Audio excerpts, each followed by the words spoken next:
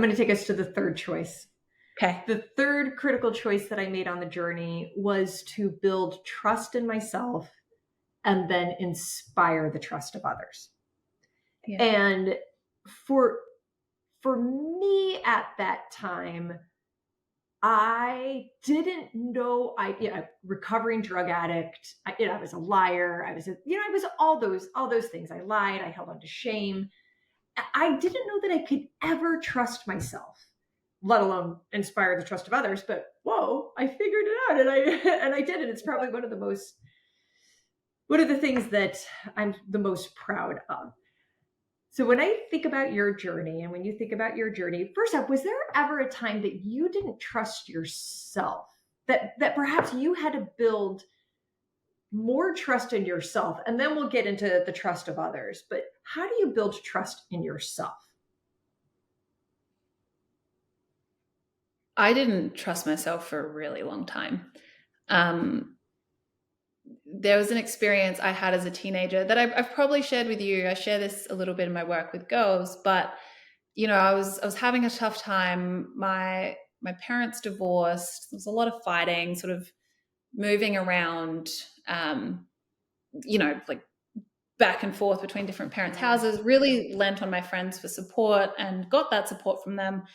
But I had an experience where I got my first sort of real serious boyfriend, and he ended up cheating on me with my best friend.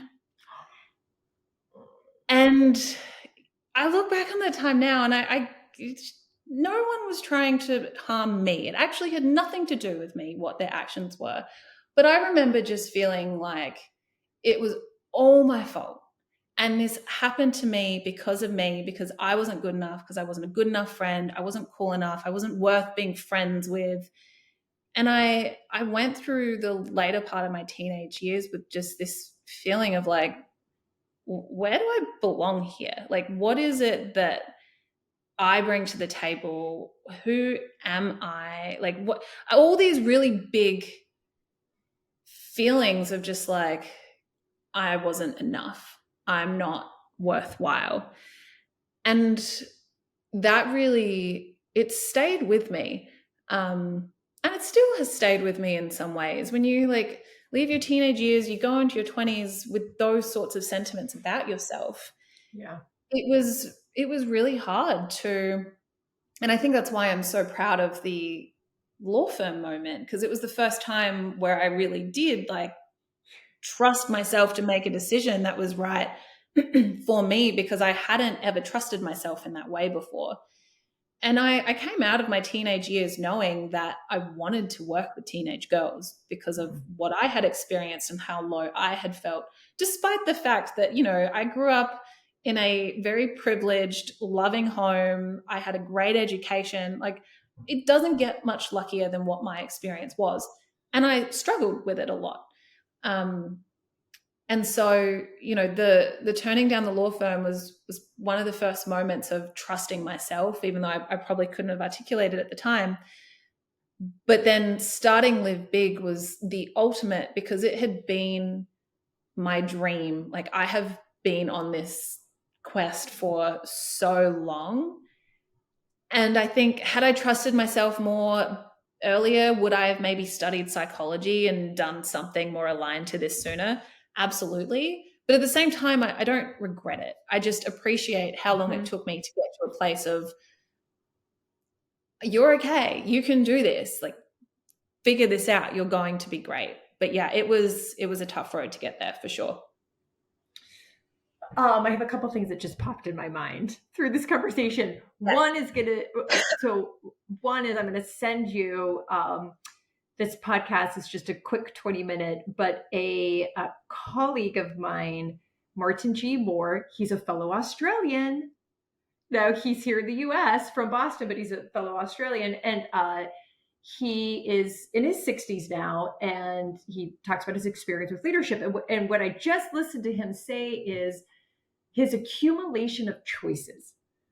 Yeah. When it was all about hindsight, and maturity and looking back. Like, when you look back, would you have made a different choice? Maybe, but if you did, you were a different person. Yeah. And it's the accumulation of choices throughout our journeys. It's almost like right now, right here, when you made that decision in that pancake shop, which I think is huge, huge, to make the decision to follow your heart and not accept that position. But everything led you to there. Yeah. And then from Yeah. there, okay. Anyways, that popped in my mind. No, I struggle with that a Yeah, bit go too, on. because I wouldn't change anything for the world. But also, someone who knew like what she wanted to do, you'd think I would have put myself on a different path, but I didn't because of all that fear. So yes, that resonates with me completely. When you're working, when your company, when Live Big is working with girls and those who help and influence girls, do you talk about building trust? Are there conversations that get into with the girls about how they build trust in themselves? Do you ever hear anything from them? Yeah, we talk about it a lot.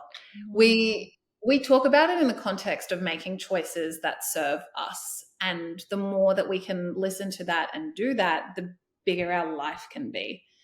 Yeah. And I think that in and of itself is like an eye-opening, powerful moment for girls because they realize that they do have choice and they can make them and trust themselves to do it.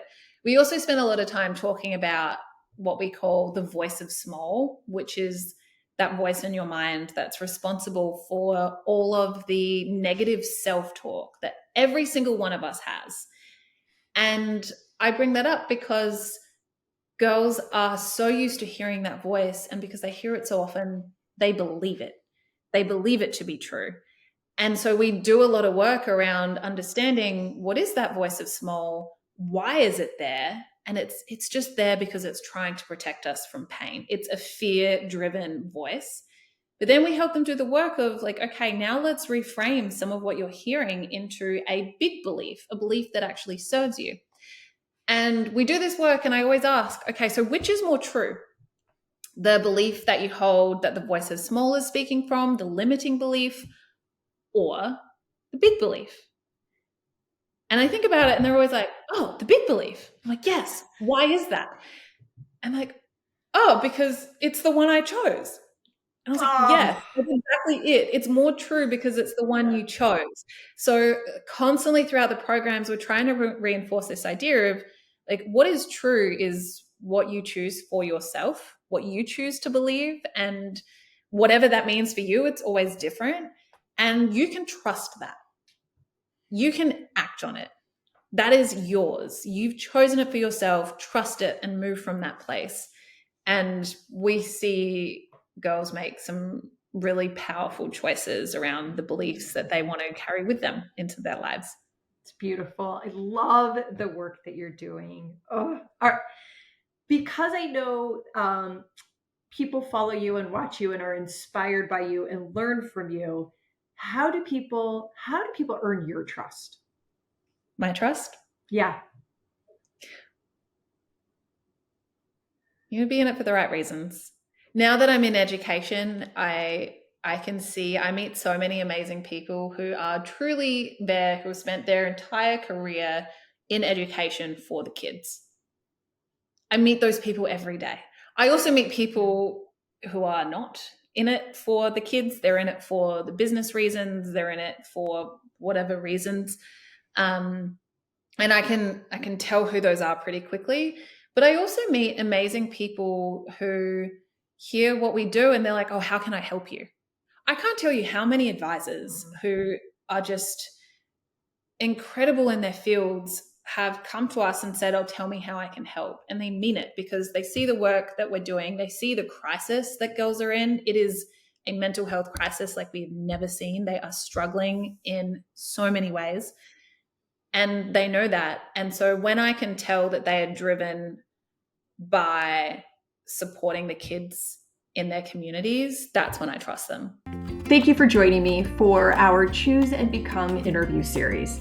You could find this episode and others at trishkendall.com. Just go to trishkendall.com/choose-become-interview-series. Or if you have a question or just want to leave a comment, email me, Trish at trishkendall.com.